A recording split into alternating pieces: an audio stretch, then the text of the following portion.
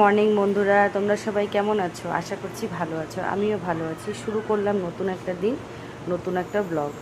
সকালে উঠছি, অনেক সকালে। ব্লগটা শুরু করি নাই কারণ পরিস্থিতি সেরকম ছিল না। তো এবার মনে করো চা নাস্তা খাওয়া হয়ে গেল। নাস্তা বলতে চা আর বিস্কুট। চা নাস্তা খাওয়া হয়ে গেল, ছেলেকে ভাত খাওয়ানো হয়ে গেল, ছেলেরও আবার ভাত খাওয়া হয়ে গেল। বাজার নিয়ে আসলো, কাজ এখনও শেষ হয়নি। কিছু কাপড় ছিল, ধুয়ে দিলাম। চলো দেখি কাপড় চোপড়গুলো, এগুলো ধুয়ে দিলাম। অল্প কিছু কাপড় ছিল, এগুলো ধুয়ে দিলাম। এখনও বাসন ধোয়ার বাকি আছে। এই যে এখানে বাসনগুলো বের করলাম, বাসনগুলো ধুবো। এই যে নিয়ে আসলো মাছ, এখানে রুই মাছ আছে আর এই প্লাস্টিকটার মধ্যে ছোট মাছ আছে, চুনো মাছ, 2 রকমের মাছ। আর এখানে আছে বাজার, দুধের প্যাকেট আছে, আর নিচে মূলা আছে, সাইডে বেগুন আছে, আর এই গাঠি কচু নিয়ে আসে, আর নিয়ে আসে চিনি। এখন মনে করো এই জিনিসগুলো আগে ঠিক করে নিই, মাছগুলো আগে পরিষ্কার করে নিই। মেয়ে টিউশনি থেকে চলে আসলো, পরিষ্কার টরিষ্কার করে নিয়ে তারপরে আবার আসছি।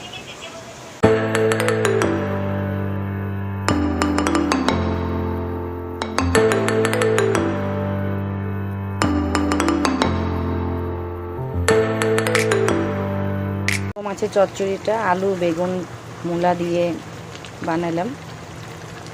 এটা একটু মাখামাখাই থাকবে, এরকমই থাকবে। তো এই রান্না হচ্ছে এখন। রান্না হচ্ছে বলতে ছোট মাছের চচ্চড়িটা হচ্ছে, তো ওইটা হলে তারপরে মনে করো বড় মাছের তরকারিটা বসাবো।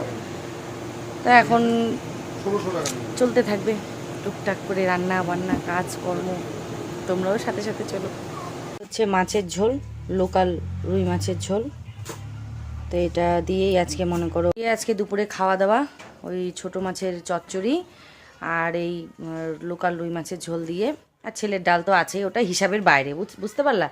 আমি যদি কোনোদিন তোমাদেরকে সব রকম রান্না দেখাই অথচ ডাল দেখাই নাই, মনে করবা না যে ডালটা নাই। ডাল আমার বাড়ি থাকবেই, কিছু থাক চাই না থাক, ডালটা আমার বাড়ি থাকবেই।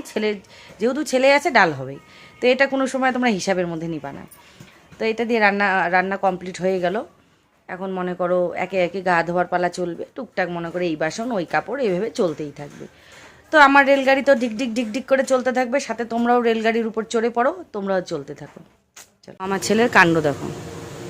ভর দুপুরবেলায় ঠাটা পড়া রোড, টাক ফাটে যাইতেছে। আর দেখো, এগুলা হচ্ছে ওর খেলা, দেখছো? আর দেখো, তো করার পর হুট করে ফোন আসলো, আজকে আমার শাশুড়ি আসতেছে জয়পুর থেকে। তা এখন কুচবিহার স্টেশনে যাচ্ছি শাশুড়িকে আনার জন্য। তো পুরা ফ্যামিলি বেরিয়ে পড়ছি। মেয়ে স্কুলেই আছে, স্কুল থেকে বেরোতে পারলে যাইতে পারবে, না বেরোতে পারলে যাইতে পারবে না। পরে এসে আমার সাথে ক্যাচাল করবে, আমাকে নিয়ে গেল না। ওকে সকালেই বলছিলাম স্কুল আসাটা দরকার ছিল, যে ছেলে ঘুমাইছিল, ঘুমের থেকে তুলে নিয়ে চলে আসছি। আমার ওগুলা পরে নেবো, দাঁড়াও। স্কুল অর্ধেক ছুটি হয়েছে, অর্ধেক ছুটি হয় নাই। দেখো, অর্ধেক স্কুল ছুটি হয়েছে, কিছু কিছু বাইরে দাঁড়ায় আছে, কিছু কিছু ভিতরে। চলো যাওয়া যাক, পরে ওখানে যাই যদি ভিডিও করতে পারি তোমাদের সাথে অবশ্যই শেয়ার করবো। চলো, চলে আসলাম স্টেশনে। মা এখনো নামে নাই, এই 10-15 মিনিটের মধ্যে চলে আসবে।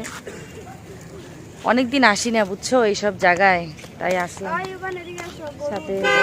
চলো একবারে ঘুরেও আসি, ঘোরাও হবে, এই যে বলে না রথ দেখাও হয়, কলা বেচাও হবে। তো ওই জন্য চলে আসলাম। দেখো তোমরা,